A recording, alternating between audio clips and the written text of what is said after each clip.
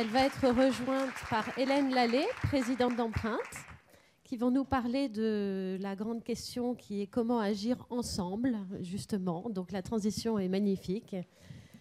Et les orientations, les perspectives et les 10 propositions d'Empreinte pour agir ensemble. Oui. Au terme de cette journée, nous allons vous présenter, c'est Marie qui va présenter 10 propositions qui se dégagent naturellement. Des études, des synthèses, des réflexions et des témoignages qui les ont nourris.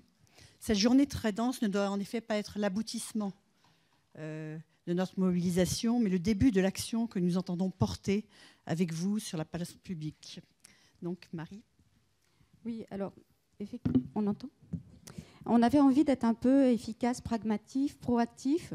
On a travaillé sur des propositions qui sont un petit peu à mettre au travail avec vous. C'est-à-dire qu'on a fait ces assises parce qu'effectivement, et Dominique, ça répond tout à fait à ton intervention, bien évidemment, chacun dans son coin, on n'y arrivera pas. Le problème aujourd'hui des associations, c'est comme elles manquent de visibilité et de moyens. Clairement, nous sommes tous sur la paille. Petit avis aux amateurs.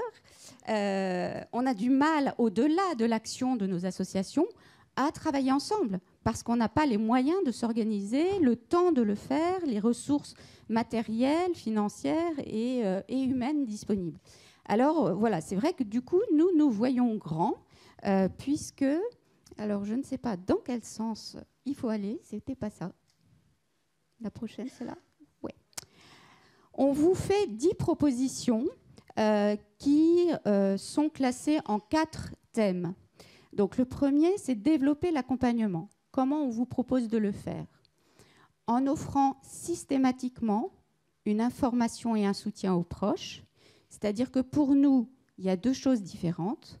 On annonce un décès, mais dans les temps qui suivent, il serait bon d'annoncer le deuil aussi. C'est-à-dire que rien que le fait de nommer le deuil, de dire aux personnes, voilà ce que vous allez vivre, ça s'appelle un deuil, c'est déjà aider la personne. La deuxième proposition de ce premier axe, c'est de créer un comité d'éthique pour élaborer une charte de bonnes pratiques. Créer un label de certification. Pourquoi ? Parce que la loi de 99 sur les soins palliatifs, par exemple, établissait un cadre pour l'accompagnement bénévole en soins palliatifs. Sur le deuil, il n'y a jamais eu de travail pour savoir qu'est-ce qu'une personne accompagnante doit savoir, comment elle doit être encadrée, comment on peut s'assurer qu'une personne qui accompagne le deuil fait du bien d'abord à elle-même, ensuite à la personne qu'elle a en face, ensuite à l'institution. Il n'y a pas de critères. Donc, on propose un comité d'éthique. On propose aussi ce comité d'éthique pour agir sur des offres qui existent, puisqu'il n'y a pas de réponse aux besoins des personnes en deuil. Il y a énormément d'offres qui existent. Certaines sont-elles éthiques ? Il nous semble qu'il faudrait regarder. Ensuite, nous proposons une politique publique et privée de financement de l'accompagnement, évidemment. C'est-à-dire qu'on a vu tout au long de la journée le coût du deuil pour la santé, pour l'emploi, pour la scolarité, son impact. Il nous semble évident que face à ça, il faut un investissement. Sinon, on restera toujours balbutiant. Notre deuxième axe, c'est de développer les connaissances. Nous pensons qu'il faut mesurer le coût du deuil et le bénéfice d'un accompagnement. C'est-à-dire qu'il faut parler efficacité, sinon on n'aura pas de moyens. Donc concrètement, nous, on souhaite à l'association bénéficier d'un accompagnement pour évaluer nos pratiques et évaluer ce qu'apporte un soutien de deuil. La 5e proposition, c'est un observatoire de recherche sur le deuil et sur son impact, puisqu'on a vu, il y a des études qui existent, il y en a plein qui pourraient être imaginées, sauf qu'elles ne sont pas coordonnées, pas structurées. Donc la plateforme de recherche sur les soins palliatifs, qui est dirigée par le docteur Aubry, va s'emparer de la thématique du deuil, avec Lucas Morin notamment, que vous avez vu ce matin. Mais il nous semble que ça mériterait un véritable observatoire de recherche. Ensuite, nous souhaitons développer les compétences.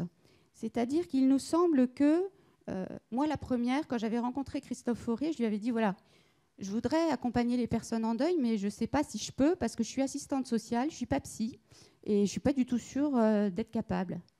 Et donc, vous voyez, je n'avais pas à l'esprit que je pouvais. Or, évidemment, chacun de nous, tous ici, si on se forme, on peut accompagner une personne en deuil. Donc, créer un référent sur le deuil dans chaque organisme, que ce soit en école, en EHPAD, en hôpital, en entreprise, une personne ressource sur le deuil, ça nous paraît plus crédible, hein, c'est ce qu'on abordait tout à l'heure, que de former l'ensemble des enseignants ou l'ensemble des DRH à l'accompagnement de deuil. Ensuite, créer un métier de chargé de prévention des risques liés au deuil, ça c'est l'étape d'après. C'est ce qu'a fait l'activité physique adaptée par le sport. Je ne sais pas si vous connaissez ça. Il y a une personne de Ciel Bleu qui est dans la salle, ou qui était là ce matin. Pour développer cette activité et ayant mesuré les apports de l'activité physique adaptée, ils ont créé un métier. Et c'est ça qui développe leur action. Ensuite, nous souhaitons développer l'information, comme avec notre petite brochure jaune et comme avec ces assises. Et pour ça, il nous semble qu'un rapport annuel sur le deuil, sur le même format que le rapport annuel sur le mal-logement que gère par exemple la Fondation Abbé Pierre, ça pourrait être un repère, une espèce de baromètre annuel qui donne des informations. 9e point, c'est l'avant-dernier. Il nous semble que de la même façon qu'il y a maintenant des campagnes de prévention, sécurité routière, d'information sur la fin de vie, il pourrait y avoir une campagne annuelle d'information sur le deuil. Qu'est-ce que c'est qu'un deuil? Et 10e point, et là, c'est pour ça qu'on vous a réunis, parce qu'on ne crée pas une journée nationale sur le deuil tout seul.